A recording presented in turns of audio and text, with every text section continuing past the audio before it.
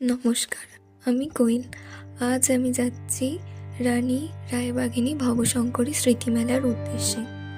আচ্ছা, আপনারা রানী রায়বাঘিনী ভবশঙ্করী সম্পর্কে কিছু জানেন কি? যদি না জানেন তবে চলুন, মেলাতে ঘুরতে ঘুরতে আমি যেটুকু তথ্য জানি সেটুকুই আপনাদের জানানোর চেষ্টা করি। রানী ভবশঙ্করীর জন্ম হয়েছিল তৎকালীন ভুরসুট রাজ্যের পেরো অঞ্চলে। তিনি ছিলেন গ্রাম্য জমিদার এবং সৈনিক দীননাথ চৌধুরীর কন্যা। তিনি ছোটবেলা থেকে তীরন্দাজি, ঘোড়সাওয়ারি এবং বিভিন্ন অস্ত্র পরিচালনা করায় পারদর্শী ছিলেন। তিনি ছোটবেলা থেকেই দেবী চণ্ডীর উপাসনা করতেন।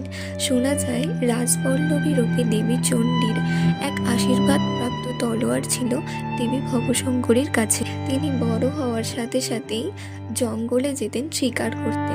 এমনই একদিনে তিনি যখন জঙ্গলে শিকার করতে যান তখন সেই বুনো মহিষের দলকে একা হাতেই হত্যা করেন এবং তার এই বীরত্ব দেখে মুগ্ধ হয়ে ভুরসুট রাজ্যের রাজা রুদ্রনারায়ণ তাকে বিবাহ করেন। বিবাহের পর রানী ভবশঙ্করী পেরো দুর্গ থেকে গড় ভবানীপুরের দুর্গে চলে আসেন। এরপর আস্তে আস্তে তিনি ভুরসুট রাজ্যের দায়িত্ব গ্রহণ করতে থাকেন এবং রাজা রুদ্রপ্রতাপের মৃত্যুর পর তিনি সমস্ত ভুরসুট রাজ্যের দায়িত্বই নিজের কাঁধে তুলে নেন।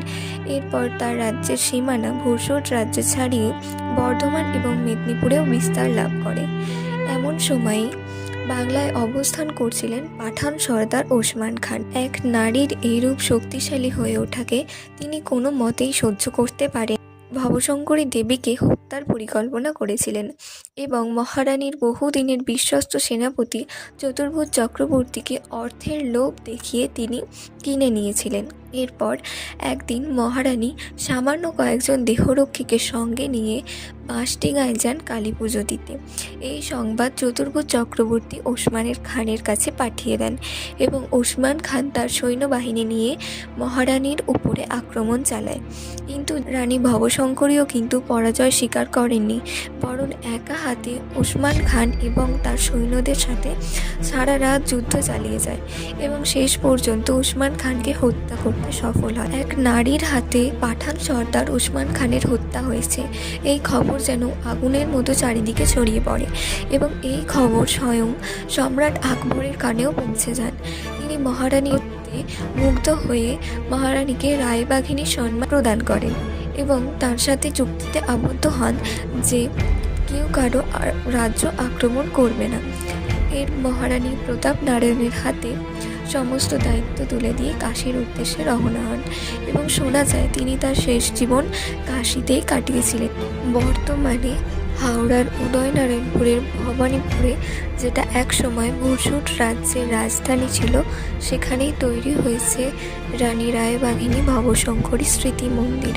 এখানে প্রত্যেক বছর 26শে ডিসেম্বর থেকে 2রা জানুয়ারি পর্যন্ত একটি মেলার আয়োজন করা হয়। তবে মহারানীর এই বীরত্বের কাহিনী আজও অনেক বাঙালির কাছে অজানাই থেকে গেছে। মহারানীর যতটা সম্মান পাওয়ার কথা ছিল আমাদের বাঙালিদের কাছ থেকে, তিনি কিন্তু ততটা সম্মান পাননি। এমনকি ইতিহাসের পাতাতেও তার খুব বেশি স্থান হয়নি। তাই আমি যেটুকু তথ্য জানি সেটুকুই আপনাদের সামনে তুলে ধরার চেষ্টা করলাম। যদি কিছু ভুল হয় বা আপনারা যদি কিছু তথ্য জানেন অবশ্যই কমেন্ট করে জানাবেন, আর ভিডিও ভালো লাগলে অবশ্যই শেয়ার করবেন আর আমার চ্যানেলটাকে সাবস্ক্রাইব করতে ভুলবেন না। ধন্যবাদ, টাটা।